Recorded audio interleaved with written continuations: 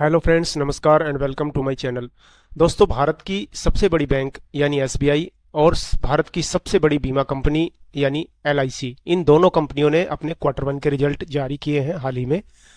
LIC के quarter one के result आए थे फ्राइडे को आफ्टर आफ्टर द मार्केट, और एसबीआई यानी स्टेट बैंक ऑफ इंडिया के क्वार्टर वन के रिजल्ट आए थे दोस्तों शनिवार को। तो दोनों ही कंपनी के रिजल्ट का इम्पैक्ट जो मार्केट पर देखने को मिलेगा वो देखने लायक होगा मंडे को। जैसा कि आप जानते हैं कि मार्केट पिछले एक साल में अभी भी अपने पुराने लेवल को क्रॉस नहीं किया है। ये दोस्तों मैंने निफ्टी का चार्ट ओपन किया हुआ है। इसमें मैं एक ये फिलहाल एक दिन का चार्ट है। अगर मैं एक महीने का चार्ट करूं तो वो भी रेड निशान में ही है, लगातार निफ्टी डाउन जा रहा है।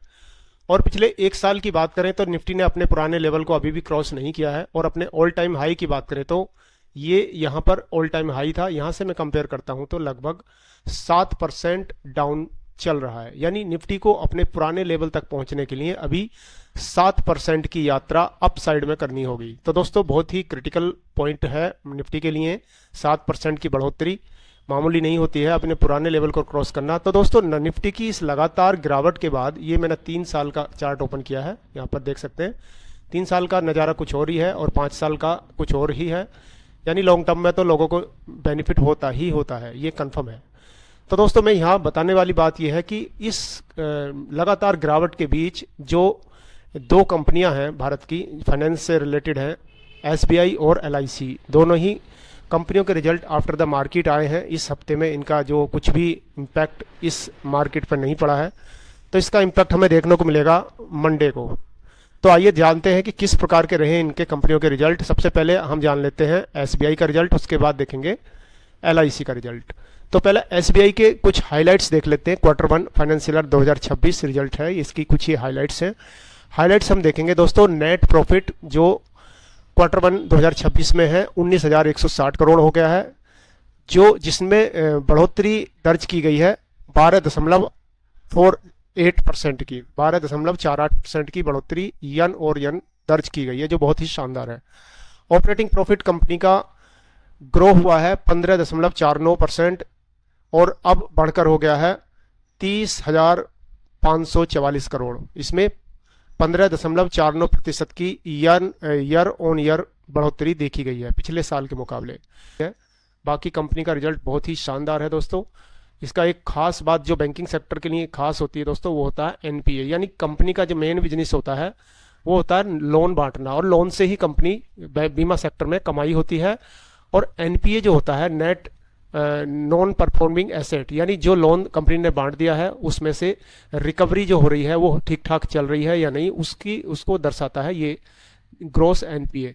तो इसमें भी इम्प्रूवमेंट हुआ है दोस्तों, जो कि 38 बीपीएस ईयर ऑन ईयर हुआ है, जो अब हो गया है 1.83%। नेट एनपीए की बात करें तो इसमें भी इम्प्रूवमेंट हुआ है, जो 10 बीपीएस का इम्प्रूवमेंट हुआ है ईयर ऑन ईयर। और उसके साथ साथ दोस्तों एक टेबल के माध्यम से इसका रिजल्ट देखेंगे हम।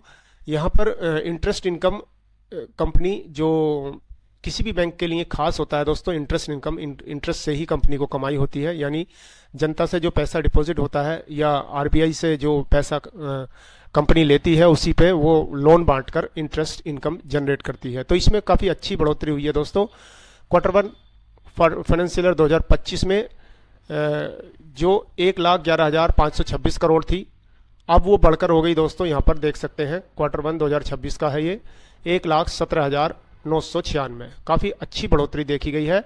और यहाँ पर पिछले क्वार्टर की बात करें तो पिछले क्वार्टर से थोड़ा सा गिरावट आई है।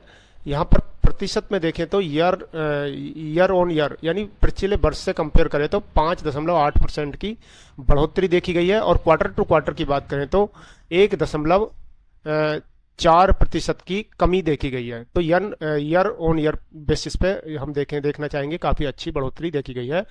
इंटरेस्ट एक्सपेंसेस यहाँ पर कुछ देखे गए हैं, और इसको घटा देने के बाद जो नेट इंटरेस्ट इनकम आती है वो है 41,125 करोड़, जो पहले थी 2025 के पहले क्वार्टर में, अब 2026 के पहले क्वार्टर में बढ़कर हो गई है 41,072 करोड़। इसमें जो है ईयर ऑन ईयर में थोड़ी सी कमी देखी गई है। यहाँ पर मैं बढ़त बोल दिया था, गलती से क्षमा चाहता हूँ। तो यहाँ पर दोस्तों थोड़ी सी कमी आई है जो है 0.13% की, और क्वार्टर टू क्वार्टर है 3.98% की। उसके बाद दोस्तों प्रॉफिट आफ्टर टैक्स जो देखने वाली बात होती है, ये सब सारे खर्चे वर्चे निकाल कर और जो भी टैक्स वैक्स देने के बाद प्रॉफिट आफ्टर टैक्स यानी सब टैक्स वैक्स पे करने के बाद जो कंपनी को नेट प्रॉफिट होता है वो है ये, जो 2025 के पहले क्वार्टर में 17,035 करोड़ था, उसमें काफ़ी अच्छी बढ़त देखी गई है, जो अब हो गया 19,160 करोड़, जिसमें ईयर ऑन ईयर बढ़ोतरी देखी गई है 12.48% की, और क्वार्टर टू क्वार्टर 2.78% की। जो सबसे खास देखने वाली जो बात है ना दोस्तों इस टेबल की, वो यही है प्रॉफिट आफ्टर टैक्स। ये लाइन आप नोट कर लीजिए अच्छे से। क्वार्टर टू क्वार्टर काफ़ी अच्छी बढ़त देखी गई है, और ईयर ऑन ईयर भी काफ़ी अच्छी बढ़त इसमें देखने को मिली है, जो कि बहुत ही शानदार और डिसेंट रिजल्ट होने का संकेत है। उसके साथ साथ दोस्तों एनपीए, जो कंपनी का एनपीए का कंपैरिजन यहाँ पर दिया हुआ है इस टेबल में, जो कंपनी का मुख्य घटक होता है टेबल का रिजल्ट का, अगर एनपीए ही नहीं चल रहा है, अगर कंपनी ने जो लोन बांट रखा है जनता को, वहाँ से अगर पैसा नहीं आ रहा है तो कंपनी का बिजनेस बहुत अधिक इम्पैक्ट होता है।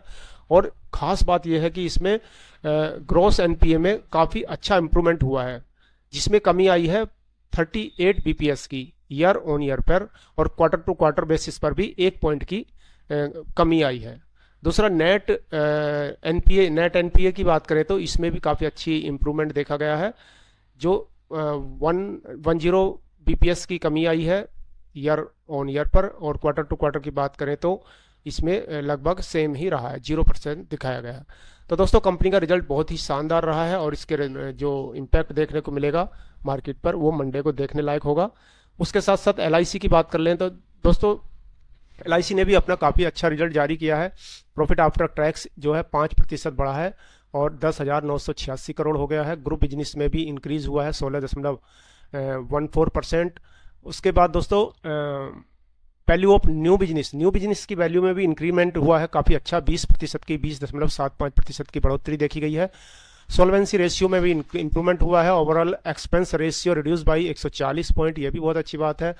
असेट अंडर मैनेजमेंट यानी टोटल जो एलआईसी एसेट टोटल संपत्ति को मैनेज करती है उसमें 6.47% की वृद्धि हुई है, अब बढ़कर हो गया है 57.05 लाख करोड़ की ये कंपनी का एसेट अंडर मैनेजमेंट हो गया है। Total individual business premium increase by, ये भी इसमें भी बढ़ोतरी देखी गई है, तो कंपनी ने हर तरफ दोस्तों बाजी मारी है।